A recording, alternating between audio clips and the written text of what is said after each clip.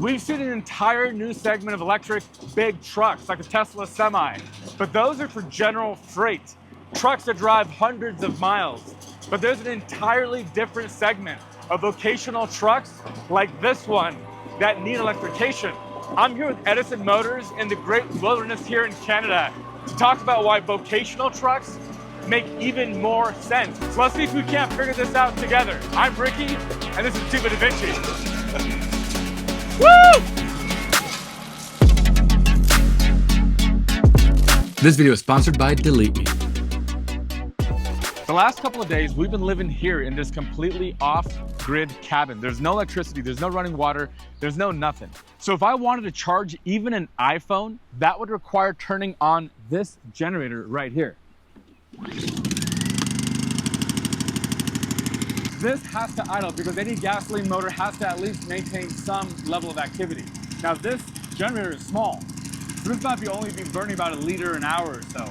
But those big vocational trucks could be burning 20 liters an hour, not moving anywhere, just to be able to produce the power you need, even if what the power you need is not that much. Instead, if we use this to charge a battery, that battery then, let me turn this off real quick, yeah? Instead, if we use this to charge a battery, that battery could provide power for any small or heavy loads as long as it could. And this would only have to be fired back up when necessary. And that idling power is what you could eliminate. You wouldn't have to have this running all the time just to run one light and charge your phone. And that is exactly the premise of what Edison is doing with their diesel electric vocational truck. The most popular electric truck is probably the Tesla Semi, but what Edison is doing is completely different. Tell me about the different classifications then. So a Tesla Semi is a general freight hauler. It's not built to do a specific job. It's just meant to move freight. There's OTR, which they're trying to get into long run. And then there's local general freight delivery. That's what the Tesla Semi is being used for now. It can just pin onto any good, haul it around. What we're doing is vocational. And what is this behind us here? This is a Kenworth C500 bed truck. This is used to move drilling rigs around Alberta. This is about as heavy spec vocational as you can probably get. And in the course of like a given day, how many miles might this move? In a given day, this thing may, in a 15-hour day, this thing may do like 20, 30 miles max. So it's really just running the engine to power hydraulics to be able to lift and move, but it's not about traveling. When I came here, my first question for you was, how many miles per gallon does your truck get? And now I realize that that was the wrong question. You don't really ask how many miles per gallon this truck gets. Vocational trucks, as opposed to general freight, are trucks designed to do a job. A concrete mixer is only going to haul concrete. This bed truck is just going to move oil field skids around. That's the whole thing. It's like you can't ask how many miles per gallon does a crane truck get when it's on site. Vocational are heavy built trucks built to work and do a specific job. And so far, we've seen a lack of electrification in those industries, mainly because of the spots they work, they're working remotely, or the power demands on the truck are too heavy to get by with electric alone. Gotcha, yeah, because most people probably think about the Tesla Semi, the OTR, the long haulers, because we see them. We see them on the roads, we drive with them, we interact with them. But I've never seen one of these in a given day in my life until this weekend. You wouldn't. Like if you lived in a city, you would never see a bed truck in your life, and you would rarely ever see one working. And apart from a construction site where you maybe see some trucks, you're used to seeing on the highway where there's general freight. But this is the other third of the trucking market. Your cybersecurity is really important, and managing it doesn't have to be hard. That's why I've been a member of our sponsor, Delete Me, for almost 2 years now. Delete Me is a hands-free subscription service that will remove your personal information that's being sold online. And it's not just a one-time scan. Delete Me will constantly monitor the web and remove your data as needed. I just got my 7th quarterly report, and Delete Me scanned over 14,000 listings. The really frustrating part is that my address is one of the most popular things being exposed. Delete Me also announced an exciting expansion of their core service to easily extend protection and peace of mind to anyone you wish to include, because it's not just about you. Privacy online is a family affair. I know we all have a lot on our minds, and online privacy probably isn't one of them. It's why I love Delete Me. Just let them take care of it for you. Have you ever heard the expression, if something is free, you're probably the product being sold? So join Delete Me and save 20% on all their plans with my code Ricky, linked in the description. Huge thanks to Delete Me and you. Now back to the show.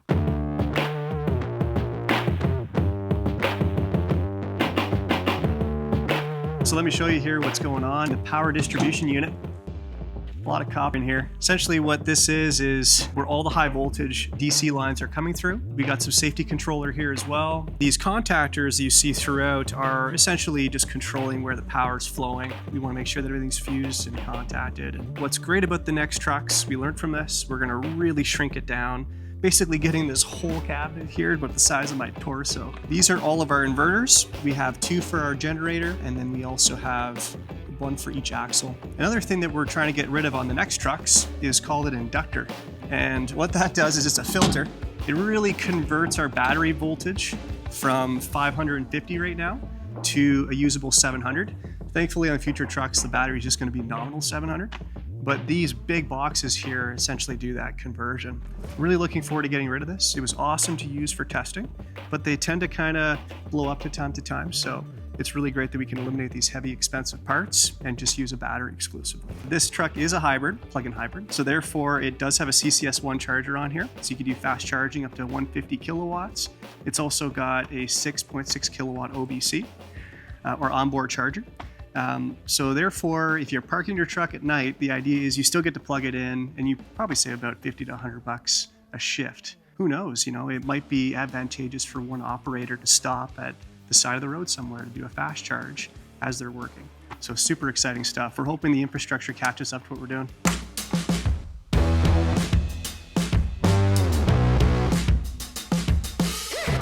All right, so Topsy has a 9-liter diesel as a result of having the extra power from electric. This is a 15-liter diesel here.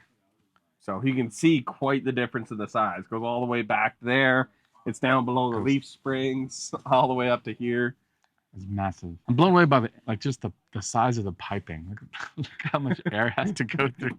Just how much air actually flows through this. Now, before I drive the Edison Motors hybrid truck, it's been a lifelong dream to drive a traditional 18-speed big rig. So you went from like first, second to high to So fifth? yeah, I'll do a slower rundown. We'll go back on the gravel. We'll do a couple laps, give you a couple turns. So right now, technically, I'd be in second gear, which is in high range. We're in 6th low. And then this gear, that's just your high-low for individual gears, pretty much on the side. Okay. Now we're in 7. Let off the throttle, 700. Before you shift, some guys have their foot and pull it back. Yeah, let your RPM down. Oh, There, okay. you got the idea. A little bit of RPM, just a little bit. A little more. Yeah, a little more. Now give a push, tap the throttle. Tap. There we go. There you go. Let your RPM go down. A little bit of juice. RPM. There you go. Now you're in 7.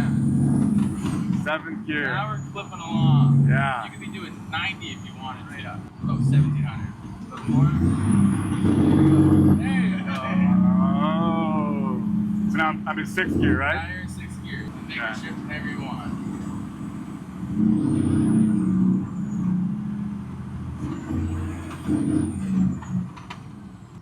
We can make a trucker out of you in no time. There you go. So I don't know if you can hear that, but they've started the diesel generator to charge Topsy back up. But I'm in the car. I'm not sure how much you can hear that. But let's go head over there just to see how loud this is. You're probably not even able to hear me, but let's see. That is loud. I feel the need to yell at this point. I'm not even sure if I'm clipping on the audio. That is what it sounds like right up next to it. As you can imagine, there's just like a chaoticness you feel. You feel a little more anxious, and my head starts ringing. I'm not used to it particularly. But in about an hour and a half to 2 hours, they can fully charge that battery back up. So I just drove an 18-speed big rig for the very first time. It was amazing. Now let's see how this compares. Pull the brake, Push it in. push it in. We're in drive, no faults. Let's roll. All right, here we go. Ooh, no shifting. Just being able to hear you and talk at a normal volume is like the biggest change you notice right away. All right, so I just kind of give a little juice. Let her roll. Yeah. Now she is pretty squirrely. Just got enough power to kick the back end out on the corner. If you hit the throttle, we were Yeah. good for this. Yeah. We're doing 55 kilometers an hour? That's right. It does not feel like it at all. These rigs are so comfortable. That is the most surprising thing for me. If I were to drive the other truck, I would have gone through 8 or 9 gears by now, right? Yes. Yeah. I'm still just flooring it. That instant torque is very noticeable compared to the diesel. So comfortable. All right. Wind her up. Yeah, I bet So- you can get her up to 80. You got 70 in Joel, so I bet you can get 80 in this. Are there 70, 75, 80 kilometers an hour? I'll take that. I went from never driving a big rig to driving a diesel and an electric big rig in one day. Yeah, honestly, the operation is just so simple. And I do really prefer this central seating position. Because you have to try to figure out how big this thing is, where it's fitting on the road. This is just so obvious. I can look down, and the mirror and the windows everywhere. All right, I love about there. I just drove what does this weigh? About 22,000 pounds. 22,000 pounds and 30 feet long, but it just doesn't feel like that. It I mean, feels obviously more like there's- driving a car than Joel's truck, eh?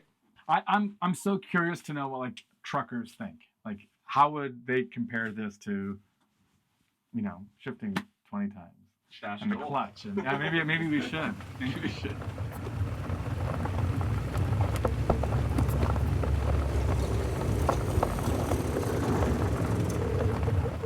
Hey, Joel! Why don't you ride in here? So I wanted to ask you, this is, like, I've never driven a big rig, and now today I've driven a diesel and electric, right? So ultimately, my question for you, Joel, is, what do you think? I think it's cool. Like, I think it's really neat. Like, I'm young still, you know, my knees are good. I like shifting, I like doing my thing. And it's just like most trucks that you don't shift in, like obviously are automatic, and like everything that we're used to, for the most part, they're I don't know, they don't function very good. They're Yeah. not very nice, like they don't handle power well. But something like this, I think it's awesome. Like, I think it's a neat feature, especially with like the one pedal, you know, driving with the regen and everything like that. Like, I think it's a super neat idea. But I think it's got a lot of potential. So I first heard about Edison Motors at the Everything Electric show. I was actually on a panel, running a panel with Sandy Monroe and Chase from Edison Motors. They're talking about the right to repair to raving reviews from the audience. And that's what I love about these guys. Their ethos is all about the user, the truck driver. They want to make these trucks as repairable as possible. They don't care where you buy these parts from. They're all off the shelf. And they don't care who you have install them. That's all up to you. But there's one drawback with that approach.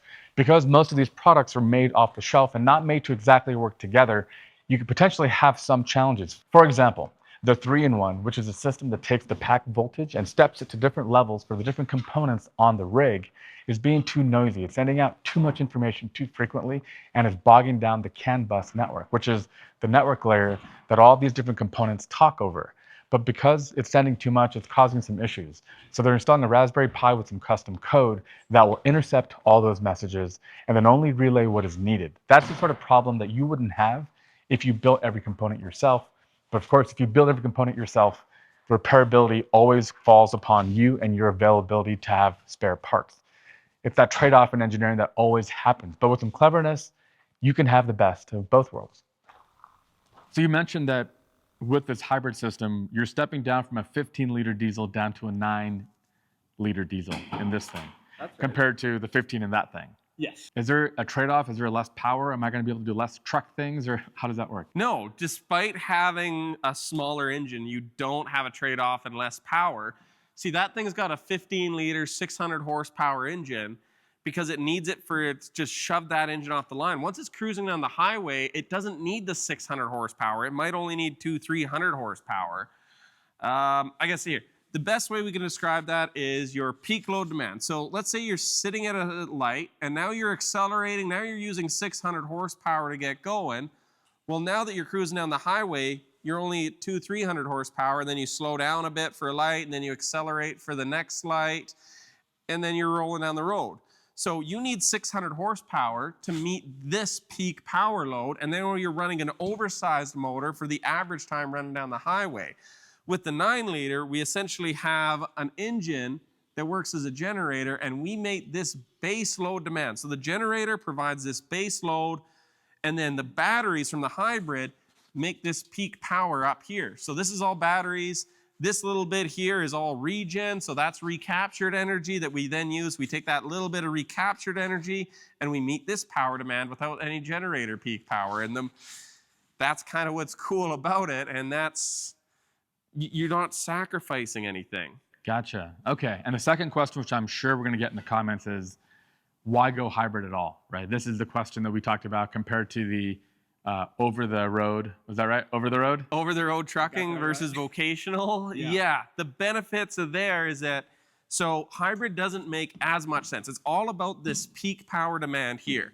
So on an over the road truck, it gets up to speed, it starts its day, and then it stays running down the highway. It only needed a little bit of power going, and it stays relatively there. That's an over the road truck energy profile.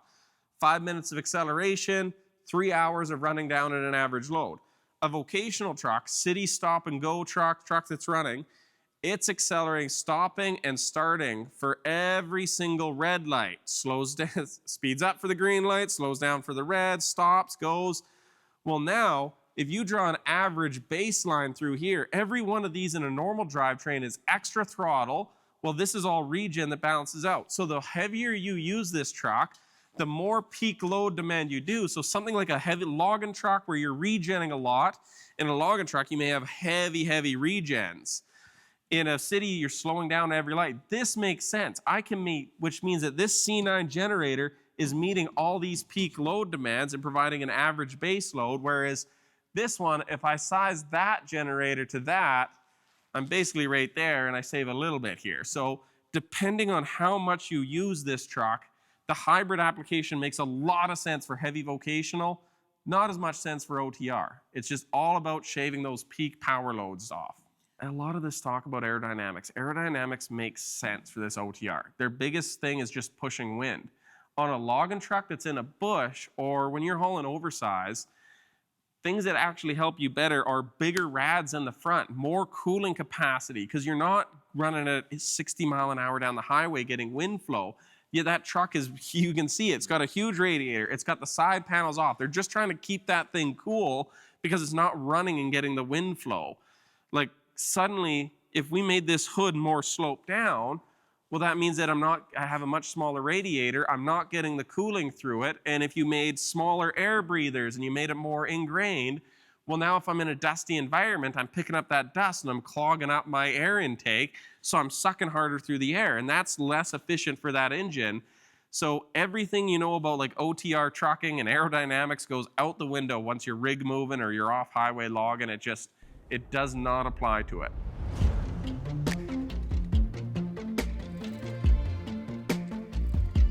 So you see this? This is a configurator. You ever go to like Tesla.com and you can like configure your car the way you want? Well, it's easy for Tesla because Tesla has like 3 colors and a couple of options. But check this out. This is the Edison configurator. And you can look at how many options you have. For example, maybe you want to change, I don't know, the mirror. You want to go from a fender mount to a cab mount. You can do that. You can see it reflects here. The crazy part about this and why I bring this up is because to build custom code to make a configurator on your website can cost $100,000.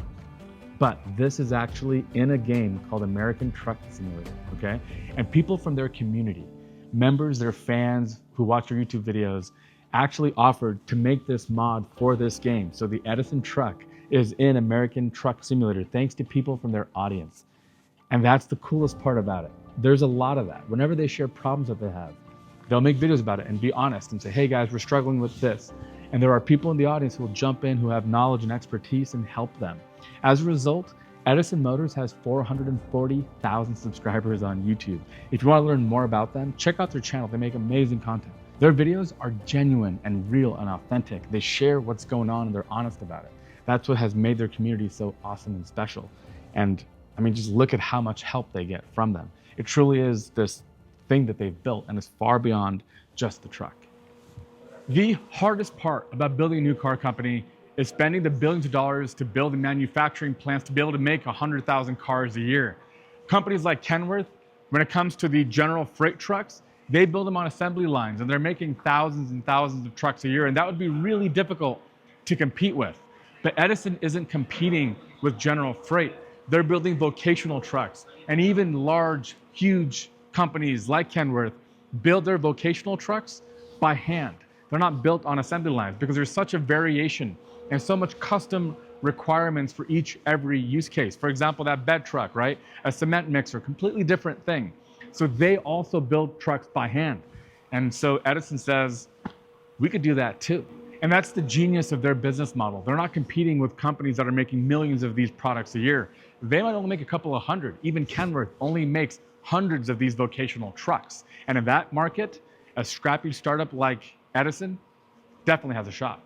And again, huge thanks to Delete Me for sponsoring this episode. Check them out, links in the description. And if you thought this episode was cool, check out this one next.